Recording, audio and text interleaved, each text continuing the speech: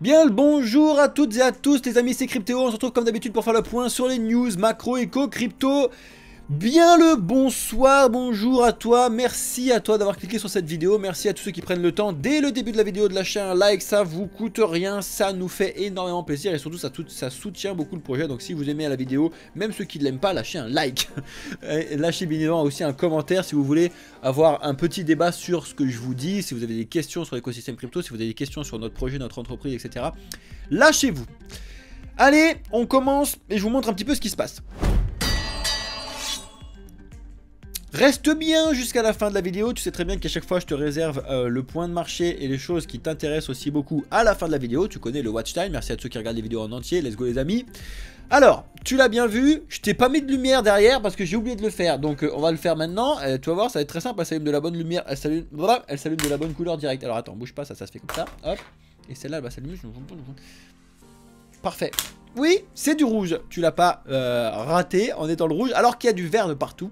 Non, mais on va discuter de tout ça. Je vais vous expliquer, bien évidemment, comme d'habitude, pourquoi je vous mets du rouge derrière, les amis. Donc, reste bien connecté jusqu'à la fin de la vidéo. On se fait les news et on regarde on se fait le point de marché juste après. Tu vas voir les news, ça va aller un poil plus vite qu'hier.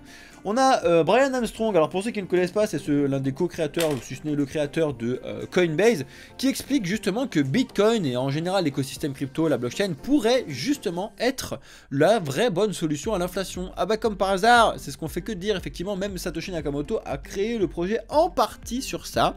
On apprend qu'il était très très bon sur la partie histoire de la monnaie, sur la partie intégration, etc. Très intelligent, ce type, cette femme, ce groupe. Très très bon. Bref, on continue avec Coinbase qui sort leur petite dinguerie, mine de rien, parce que ils ont un petit peu dépassé Elon Musk. Salut Elon, désolé, mais effectivement Coinbase t'as un petit peu passé un peu plus vite que toi, parce que c'est ce que tu voulais faire. Alors je vous explique, via Coinbase Wallet, l'idée c'est de pouvoir envoyer de l'argent, surtout de l'écosystème crypto, aussi facilement et aussi simplement qu'un SMS. C'est ce qu'ils ont mis sur leur tweet, de l'envoyer de n'importe où à n'importe qui, n'importe quand, n'importe comment, très facilement. C'est une vraie grosse dinguerie, ça vous montre à quel point ça va devenir très facile, bien plus simple que n'importe quoi. Vous êtes avec vos potes, votre machin, bim, envoie ça, tiens, je te paye en quoi, bim, en boum, en avant, c'est génial, tout sera beaucoup plus rapide, tout sera plus intéressant surtout avec ce qu'on va pouvoir faire. On continue avec l'adoption toujours qui continue très fort avec notamment la ville de Lugano. On en avait déjà parlé comme quoi ils acceptaient les moyens, certains comment c'était la news, je l'ai plus, vous l'avez dans le Discord, donc venez dans le Discord si vous n'êtes pas encore dans le Discord les amis. En attendant là maintenant ils acceptent réellement Bitcoin en tant que pour payer les taxes Bitcoin et USDT. Je trouve ça énorme. Notez quand même qu'ils acceptent Bitcoin et USDT qui est un stablecoin dollar, rien à voir avec leur truc à eux, donc c'est quand même un peu touchy sur certains points, assez important à notifier, surtout que ce soit USDT, donc si jamais il y a une couille, voilà, pour ne pas le dire, sur l'USDT ça peut être un problème. Bref. En ce qui concerne notre ami Elon Musk, on en parlait il y a 2 secondes, et ben vous le saviez, il a très peur. Alors c'est pareil, est-ce qu'il a réellement peur de l'intelligence artificielle ou est-ce qu'il est deg qu'il y ait quelqu'un qui soit allé plus vite que lui?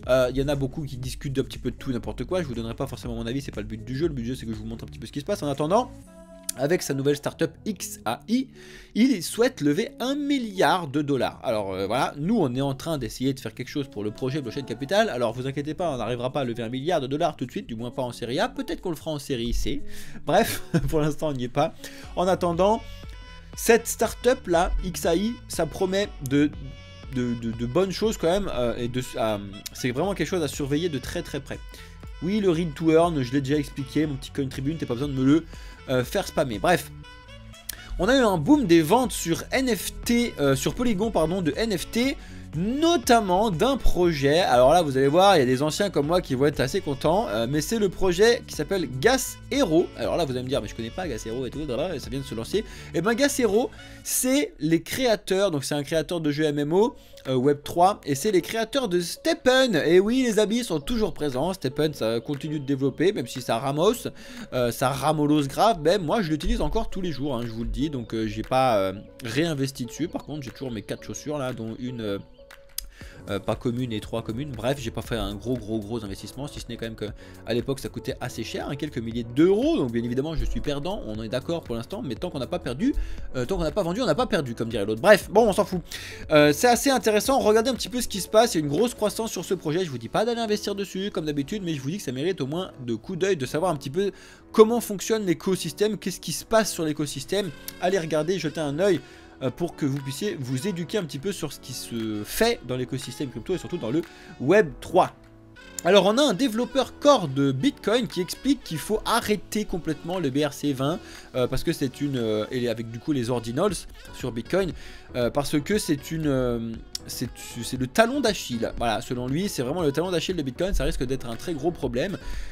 Vous savez qu'il y a quand même pas mal de choses là-dessus, je vous ai déjà discuté sur Bitcoin, il y a beaucoup de mouvements entre ce qui se passe sur ça avec les ordinals, entre ce qui se passe sur le Lightning Network et entre la dinguerie qu'on a annoncé il y a quelques semaines, peut-être mois maintenant, d'un développeur aussi qui propose une vraie bonne solution de sous-couche pour permettre justement aux ordinals de ne pas mettre le bazar comme ça le met maintenant. Quand même beaucoup de choses à suivre et de nouveautés qui arrivent sur Bitcoin, hein. Ça va vraiment être assez intéressant et du coup c'est aussi en partie pour ça et à cause de ça que c'est un peu le bazar sur Bitcoin. Tu l'as vu, les frais augmentent énormément sur Bitcoin depuis allez, avril, mai 2023, mais là vraiment ils ont augmenté depuis octobre à la vitesse à la vitesse où le Bitcoin a augmenté. Tu le vois ici, on a eu un peu du pétage de câble sur les frais, comme on l'avait eu ici au moment où on avait vraiment le décalage de... je crois que c'était le moment où on était passé au-dessus des 20 000, on avait bien rebondi dessus, bref, on s'en fout. Et là, on a vraiment un truc qui dure un peu plus dans le temps que ce que c'était là. Affaire à suivre, en attendant... C'est en majeure partie grâce ou à cause aux ordinals et on le voit bien parce que justement on a le premier ordinals, donc l'ordi justement, le premier BRC20, premier ordinals, bref, qui dépasse les 1 milliard de dollars de capitalisation sur les réseaux. Voilà, n'oubliez pas de regarder la capitalisation plus que le prix, c'est toujours ça qu'il faut, auquel il faut se référer, c'est très important. Ne faites pas d'erreur là-dessus. Ça, vous le savez peut-être pas, mais c'est assez énorme. Mais il y a un énorme lobby aux USA. Alors, si je dis ça, vous allez me dire, mais oui, il y a un lobby de partout. Mais ça, c'est un lobby des entreprises crypto qui ont cassé la tirelire justement pour essayer d'amadouer un peu les réglementations, les règles, enfin toute la partie réglementaire, etc. C'est bien et c'est éclaté au sol en même temps. On ne devrait pas avoir besoin de faire ce genre de choses pour que l'écosystème fonctionne. Les réglementations devraient être un petit peu plus laxistes sur le fonctionnement et laisser les chevaux avancer sur l'écosystème crypto. Par contre, d'être beaucoup plus drastique sur les trucs qui font de la merde. Le problème, c'est qu'en fait, c'est ce que je fais que de vous dire, et je vous ai déjà répété ça un milliard de fois. Le méga problème qu'on a en France, en Europe et dans le monde en général, c'est qu'en fait... T'as 100% d'un projet, d'accord? Sur 100% d'un projet, il y a 1%, admettons, qui chie ou qui est chiant, qui fout la merde et qui fout le bordel dans le projet, 1%. Et ben, le gouvernement préfère arrêter tout le projet, alors qu'il y a 99% qui fonctionnent très bien avec des gens qui sont très contents. Et le gouvernement va dire, bah tout le projet c'est de la merde. Bah non en fait.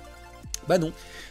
Mettez des sous et de l'engagement envers d'aller récupérer ces 1% éclatés et vous en occuper plutôt que de faire chier 99% des autres. C'est exactement ce qui se passe dans l'écosystème crypto, mais c'est ce qui se passe depuis très longtemps. Et ça, il faudrait que ça s'arrête petit à petit parce que, surtout dans l'écosystème crypto, les gens devraient comprendre un petit peu comment ça fonctionne. Donc ils doivent être laxistes sur laisser les chevaux partir, let's go. Par contre, sur tous les trucs éclatés, parce qu'il y en a beaucoup, c'est aussi pour ça qu'on est là chez Blockchain Capital. Je discutais encore de ça avec un abonné premium hier, qu'il a du mal à discuter un petit peu des projets avec leurs amis, parce que tous les gens, ils pensent que les cryptos, c'est de la merde, c'est du terrorisme, c'est du financement des armes, etc. Et c'est vraiment très dommage qu'en 2023, on soit encore là-dessus, mais bon, bref. Le but du jeu, c'est qu'il y ait des projets comme le nôtre, comme Blockchain Capital, pour montrer aux gens comment ça fonctionne réellement, qu'est-ce que c'est réellement, sans vous faire des trucs éclatés en disant « achète du PEP !» Bref. On continue et on a bientôt fini les news, après on va passer sur le point de marché, donc reste bien connecté.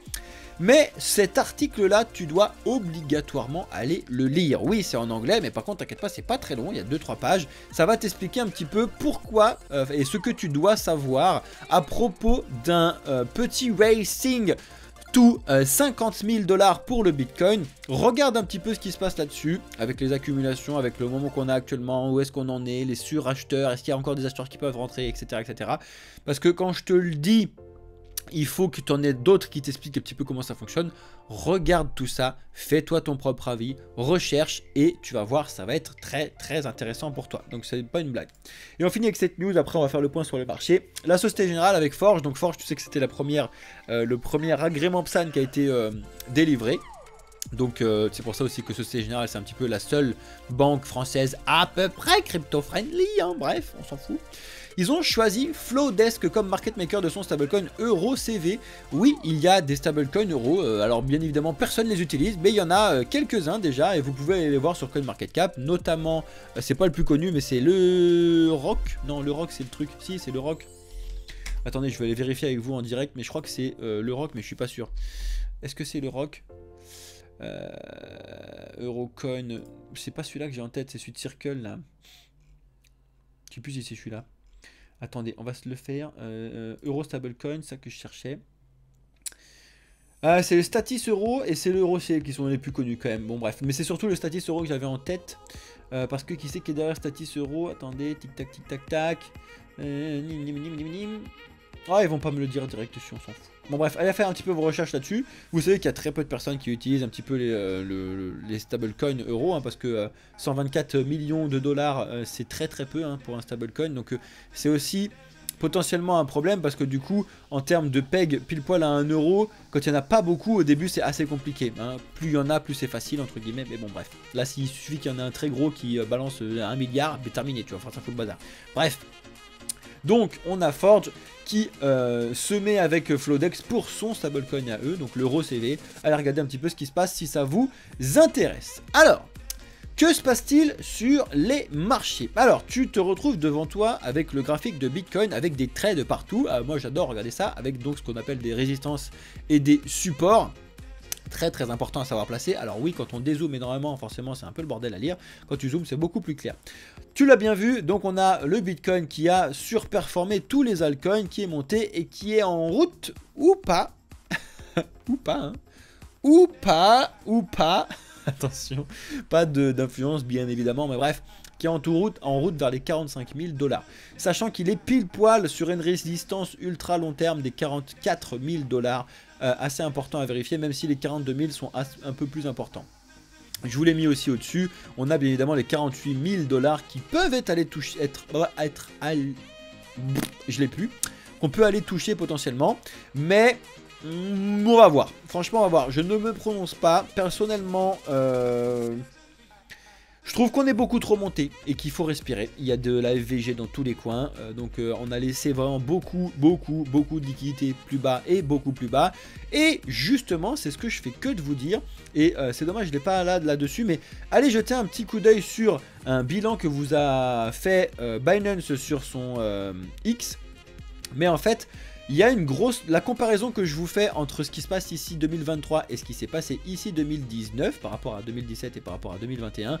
Allez voir les similitudes, c'est exceptionnel. En termes de temps, de durée, etc., vous allez voir, c'est assez exceptionnel ce qui se passe par rapport à ce qu'on a eu là-dessus. Ils vous ont fait des graphiques de couleurs entre le pré-halving, le post-halving, etc.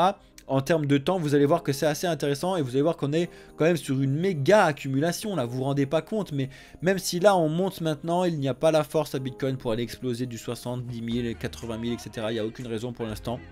Donc, il y a potentiellement pas mal de chances que ou on redescende jusqu'aux 25 000, etc., 30 000, et qu'on restagne plutôt aux 35 000, 30 000 pendant presque un an en fait. Hein. Donc, il va falloir regarder tout ce qui se passe et surveiller tout ça.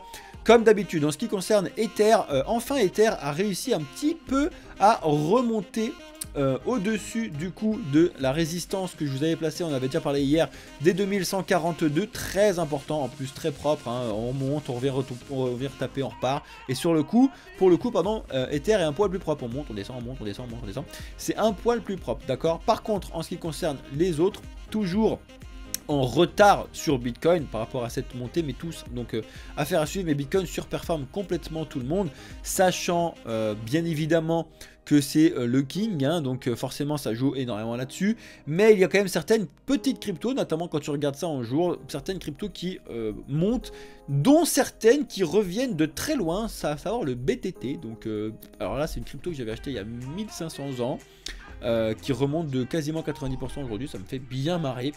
Et le Luna classique qui continue de monter grâce à la puissance donc de la fondation Terra et bien évidemment de Binance, donc à surveiller, pas mal de choses qui se passent. Et quand tu regardes, sinon semaine, on n'est que sur du vert, bien évidemment, avec le HEX qui respire quand même pas mal. Par contre, quand tu regardes sur le mois, on a l'ordi qui a complètement pété un câble, tu le vois bien là-dessus, le FTT qui a complètement pété un câble, le TIA de Celestia qui est toujours là, le BIM qui vient d'arriver là, dans ce top là, le Luna classique, je vous l'ai déjà expliqué, le Tao, le Sei, pas mal de choses, le BTT qui vient d'arriver, le Luna, le nouveau, bref, Avax qui surperforme quand même pas mal en ce moment là. En ce moment maintenant, alors que c'était pas le cas il n'y a pas si longtemps, on était plutôt sur du Cosmos, mais là tu vois que tu as le Cosmos donc qui est un petit peu au dessus si tu veux, et Avax qui surperforme. C'est assez rare de regarder ces trucs là, normalement je vous l'ai déjà dit, Avax, le Polkadot et le Cosmos ont le même graphique, et là on a Avax qui surperforme, le Polkadot qui est pas mal également, qui font plus ou moins le même truc, mais avec le petit bazar qu'on a eu sur le Cosmos, il est un petit peu en retard, même si j'aime beaucoup ce projet là. Il va falloir suivre un petit peu toute l'histoire du fork et toute l'histoire de nouveaux airdrops sur Atom One, regarder un petit peu comment ça va fonctionner, ça devrait être assez intéressant. Et en termes de macroéconomie, vous savez qu'aujourd'hui il n'y avait rien de spécial, que demain on va avoir le GDP grosse rail qui va tomber sur l'Europe, donc pour nous à 11 h demain matin, ça va être assez intéressant à surveiller, surtout de savoir si en QOQ on tombe en dessous de 0, assez intéressant à surveiller. N'oubliez pas que c'est vraiment des notions j'ai perdu mes mots, bref, c'est une notion assez importante de macroéconomie, voilà, ça y est, j'ai retrouvé. Et en ce qui concerne les prochains jours, vous savez que vendredi, on va avoir les fameux résultats du chômage du mois de novembre. Très important à surveiller parce que c'est ce que surveille notamment Jérôme Powell en fonction de savoir si le marché est plutôt sur une dynamique de reprise ou une dynamique de récession, etc. Affaire à suivre. En attendant, les montants sont censés augmenter, le chômage est censé pas bouger, et on a le sentiment de confiance des consommateurs qui est censé augmenter un petit peu. Ça va être intéressant à regarder en ce qui concerne le mois de novembre et le sentiment du mois de décembre. Assez important à regarder. Après samedi, on a l'inflation aux États-Unis, en Chine, qui elle pour le coup... Voilà, on fera pas de détails sur cette partie-là. Et semaine prochaine, on a l'inflation aux États-Unis. Et bien évidemment, on a les projections du FOMC qui vont tomber semaine prochaine. Bah voilà, c'est le dernier FOMC de l'année. Donc il va y avoir quand même pas mal de mouvements semaine prochaine. J'espère que vous êtes bien évidemment abonnés, que vous êtes bien présents sur le Discord et que vous allez bien suivre, follow la chaîne de... Twitch là parce qu'on va être en direct live sur cette partie là. J'ai fait le tour des news aujourd'hui, je vous avais dit c'était un poil plus court que les autres fois. Donc, let's go, merci à tous ceux qui ont regardé la vidéo jusque là, merci à vous de nous soutenir sur le projet avec vos likes, vos commentaires, vos abonnements, etc. que sais-je encore. Regardez ce qu'on vous propose, n'oubliez pas qu'on est sur le mois de décembre, qu'on vous a fait un superbe petit calendrier qui vous offre du coup un certain prix sur nos investissements, la vache, sur nos services. Regardez un petit peu ce qui se passe sur notre Discord, regardez un petit peu sur les différents réseaux ce qu'on vous propose. En attendant, je vous souhaite à toutes et à tous une excellente journée, soirée ou nuit, et je reste en live avec ceux qui sont sur TikTok et sur Twitch pour répondre un petit peu à leurs questions. Ciao les amis!